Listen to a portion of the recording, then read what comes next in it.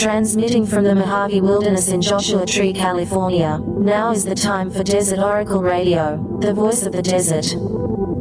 Night has fallen on the desert. Our beloved desert, in our continuing year of calamity. When the weather's good and when the skies are blue, whether clear or busy with storm clouds, when the landscape opens up, well, then I tend to do my dreaming outside, you know what I mean? Away from the chatter and the ugly things built by real estate developers.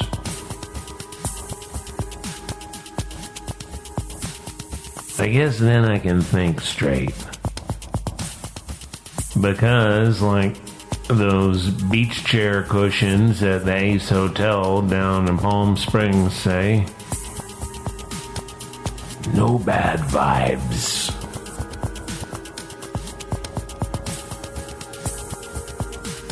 But when it's ugly out, when our lungs hurt from the smoke, when our eyes burn, when the mountain rising up just a mile ahead looks like it's at the bottom of a jar of Vaseline, well, then the landscape cannot do its work. The birds are quiet and the human mind becomes numb.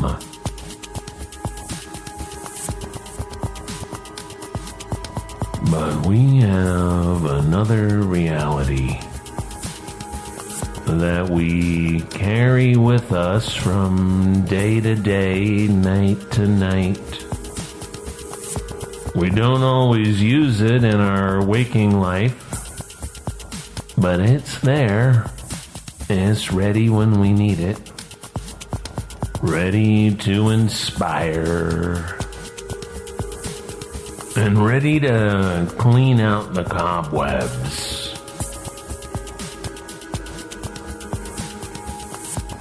I woke from a beautiful dream the other morning, Wednesday in fact, Woden's Day. It was one of those easy-paced dreams where nothing bizarre happens, nothing within to suggest it's a dream while you're living it. And only in the daylight retrospection do you recall the dreamscapes. Recall how and where it differs from the waking life. But while you are there, it's as real as anything. And so for what seemed like hours on a pleasant evening in San Francisco, I wandered around a few neighborhoods that I've long loved. Although they were, in retrospect, arranged in a way so that one entered on a pedestrian street down a narrow walkway from the busier city beyond and into a lively neighborhood scene of bars and restaurants and street vendors that gracefully transitioned to the next neighborhood. The Mission to the Castro, Market to Cow Hollow, etc. But it was mostly the Mission District. The buildings were old, mostly of brick. The lighting was soft or spilling out from the open taverns. I had not been there for a while, it seemed.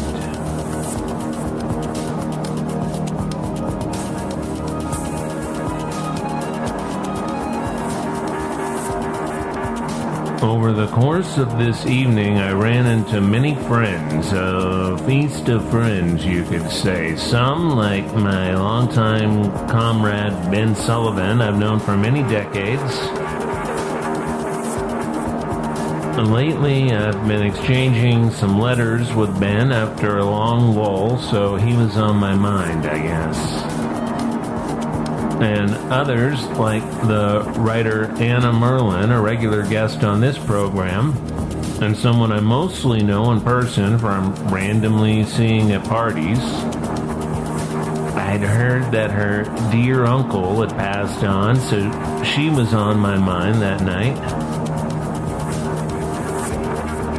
I mean, who knows why people show up when they do in your dreams? Sometimes they're just out wandering at the same time you are. Sometimes there's a message, a puzzle you can't entirely know, not right away at least.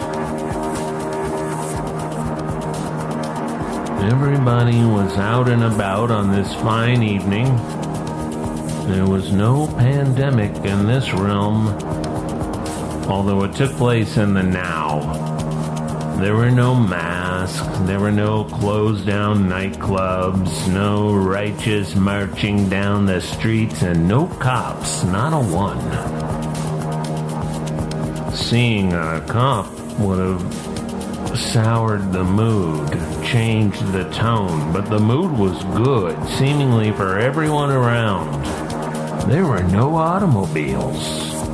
None that I noticed, anyway. The streets were for people.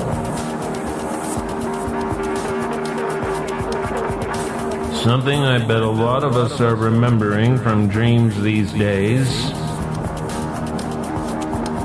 is proximity to other human beings.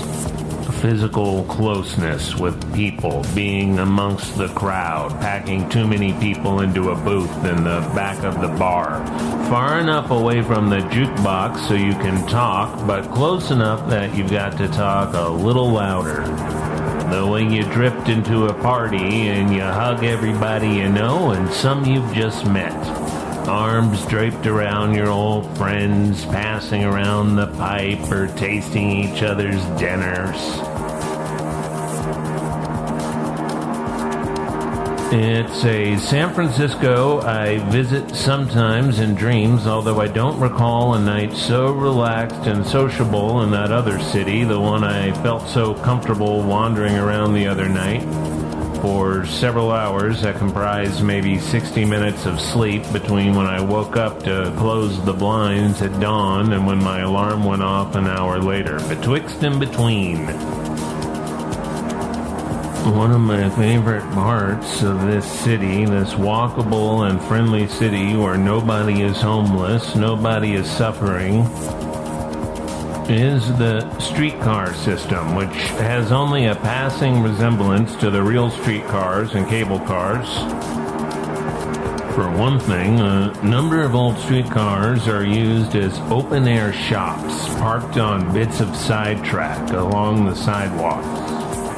My favorite is a long newsstand completely within an old New Orleans-style streetcar, but with standing platforms like the California cable cars, most of it open to the great inventory of newspapers and magazines, paperback books, cigarettes and candy, etc. I have spent hours browsing these inventories, and this other reality. The city itself is beautifully green, trees and flowers and shrubbery everywhere, the sky blue, the fog picturesque when it appears.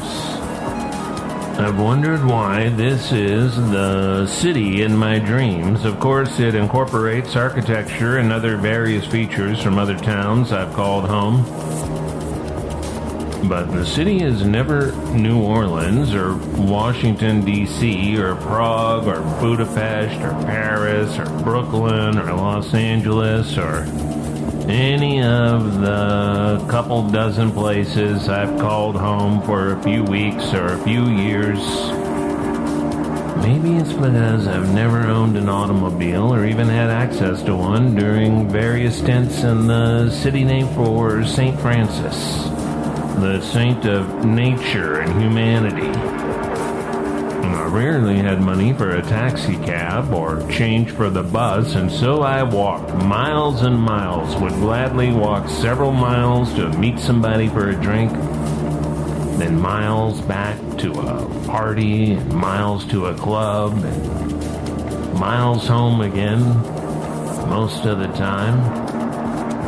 One boozy night with a couple of guys I lived with in a big old Victorian in the Lower Haight, I walked from North Beach to Pacific Heights, Japantown to the Fillmore, for no reason at all, just walking and talking, stopping in for a drink here and there, a beautiful night out, a weekday evening in the wintertime.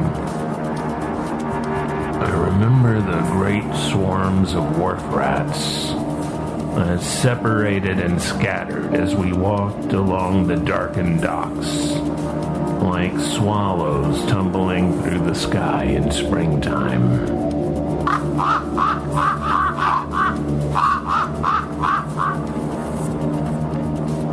A better world is possible. My friend Patrick Donnelly closed an email reply to me with those words the other day. And a few days later, some gangsters destroyed nearly half of the remaining rare desert buckwheat species he's been working to protect from extinction. Well, like I've told Patrick before, that better world needs boots on the ground, as they say. What else are you gonna do with your life now? Isn't it time to make a stand? And wouldn't life be sweet again if you were doing this sacred work with a handful of people committed to the same moral path? Whether for a year or for a lifetime.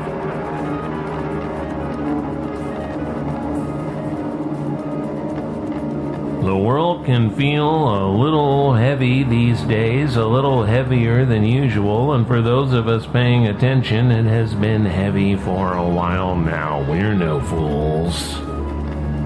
We aren't hoodwinked by this back to normal nonsense.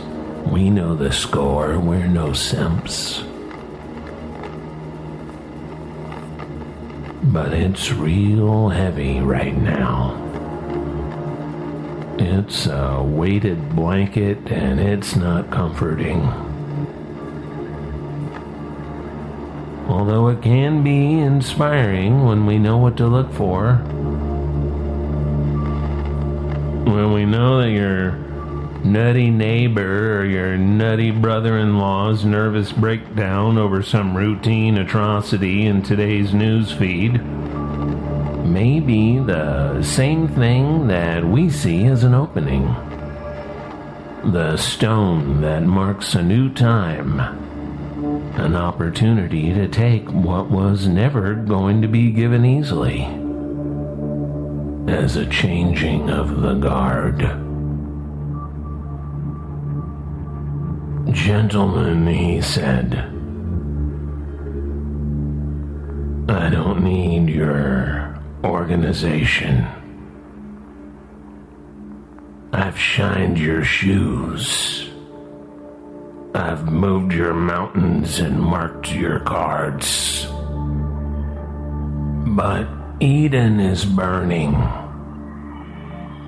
Either getting ready for elimination,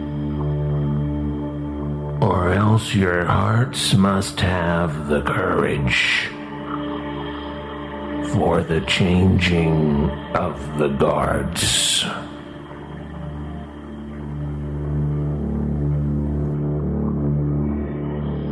Anyway, sometimes you feel the flow. Sometimes it's all rolling like chariots to war. You've got one book going and somehow it's all about the thing you need to do.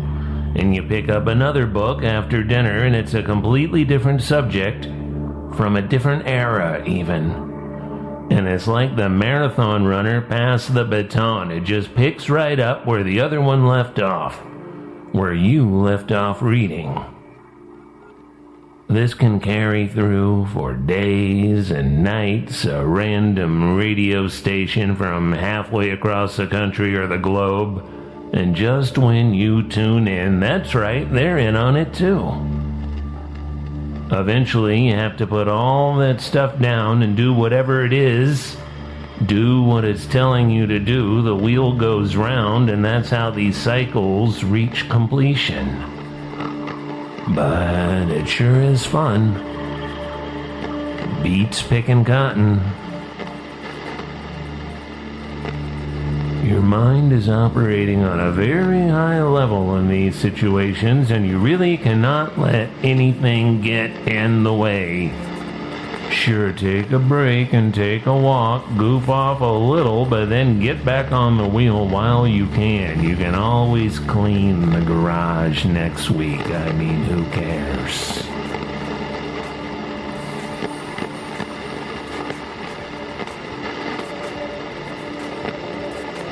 There's no question that there are strange things in the sky, but where they come from and what they're doing here is wide open. We know very little about them after 35 or 40 years of investigation. Our main problem, as I've stated in a number of books and articles, is that the will to believe is much stronger than the will to understand. People are very quick to accept a belief without any evidence, sometimes with no evidence at all. A lot of our major religions are based on that strange ability of the human mind to accept such beliefs. Now, with flying saucers, we have a similar situation. We have been accepting, at face value, a lot of the things that have been said. I'd say 98% of the literature on flying saucers is absolute garbage. I know this because I've had to read all of it over the years. When you try to track down some of these things, especially things that happened some years ago, you either end up at a blank wall, or you find that it was much different from what was reported in the flying saucer magazines of that time.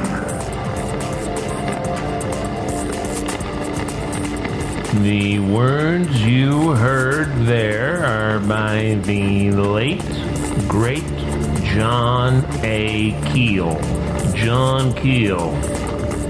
Whenever I meet somebody who is interested in weird stuff, lights in the sky, the fair folk, will-o'-the-wisp, whatever, I give them a copy of John Keel's book called Operation Trojan Horse. I've given out a bunch of these over the years, every time thinking, well, if they click with this stuff, we're gonna get thick as thieves. We'll have a mutual frame of reference. It's the kind of book that I believe is fairly crucial for looking at a lot of the strange situations that come up, the odd time that we are in, and how that fits into the great tapestry of time. I've mentioned John Keel more than a few times on this program, generally in passing, but occasionally in some kind of detail. And I thought I had the main gist of it all. But recently I decided to listen to his classic books, Operation Trojan Horse, and especially The Eighth Tower, which is a revelation. There's no better term for it. And to think that book, which presents a rational, mystical, moral, and honestly transcendent way to approach all of the synchronicities and oddities of our lives, of our culture, was made up of outtakes from the Mothman prophecies. I mean, what? But that's how it goes sometimes. The most interesting parts of the Bible went missing for about 17 centuries, and then all these missing texts showed up. At Nag Hammadi, Egypt, and in a complex of caves over the Dead Sea. At the same time, 1945 into 1947, more than 500 miles apart, both random discoveries found not by archaeologists but accidentally by peasants in Egypt and the Bedouin in the West Bank. in the chalky hills over the Dead Sea. There's some synchronicity. The directors of the Carl Jung Institute must have thought so too. They acquired a single codex, in fact the first one on the European antiquities market. It was a birthday present to Carl Gustav Jung in 1951, and ever since it has been known as the Jung Codex, and includes 5 important Gnostic works, including a prayer of the Apostle Paul. Your light, give me your mercy. My Redeemer, redeem me, for I am yours, the one who has come forth from you. You are my mind, bring me forth. You are my treasure house, open for me. You are my fullness, take me to you. You are my repose. Give me the perfect thing that cannot be grasped. Grant what no angel eye has seen and no archon ear has heard, and what has not entered into the human heart, which came to be angelic and modeled after the image of the psychic God when it was formed in the beginning. Since I have faith and hope.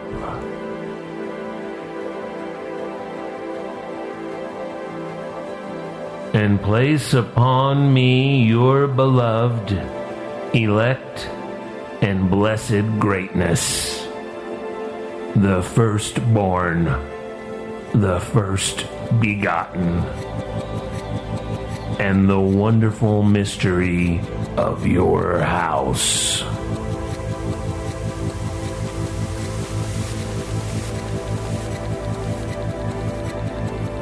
The Prayer of the Apostle Paul. If you've got a copy of the 3rd issue of Desert Oracle, well, you know the text on the back cover is a quote from John A. Keel. Christianity was not born with Christ, but with his death, and with the fanaticism of men like Saul Paul, who were reprogrammed by blinding lights on the desert. John Keel. The 8th Tower, 1975.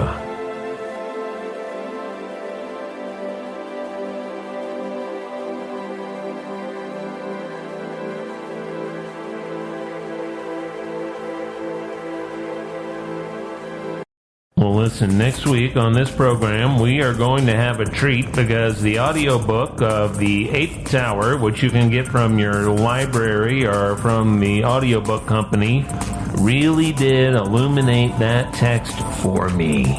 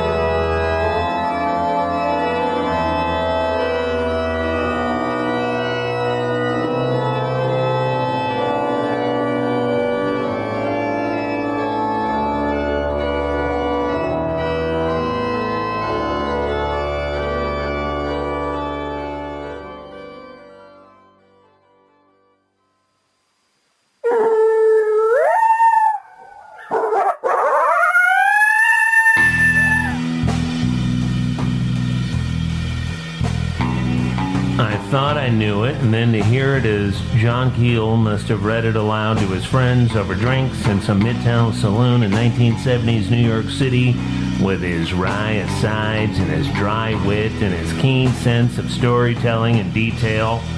Well, that audiobook is performed, narrated, I guess they call it, by an actor named Michael Hacker. Michael Hacker, who has narrated something like a half dozen John Keel books, and I've just been going through them all. And the one I'm on right now had me stopping on the trail, nodding my head, saying, "Yeah, that's it, that's right," so loud that the dog stopped and looked back at me. On the next program, we're going to have Michael Hacker, who seems to be channeling John Keel directly, so I'm very curious what effect this has had on Mr. Hacker, because this sort of stuff sort of rearranges your brain. Even if you're reading it for a job, a performance, it has to.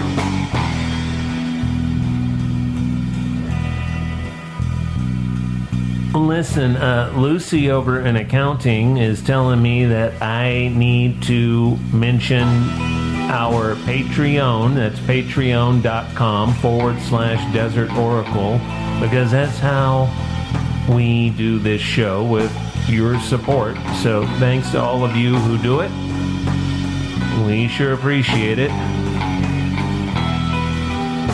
You can also subscribe to our periodical, Desert Oracle, the pocket-sized guide to the strange and unusual American desert. If you are a subscriber, friend, start watching that mailbox. Who knows how long mail takes to get around the United States, especially the always slow, rural, southwestern United States mail system. But it's at the printer and it's going out. As for this program, you can listen to us on KCDZ 107.7 FM in the high desert, Friday nights 10 to 11 p.m. And we always have plenty of strange soundscapes by our own Red, Blue, Black, Silver. Look him up on Bandcamp. Thank you for listening, and good night from the voice of the desert.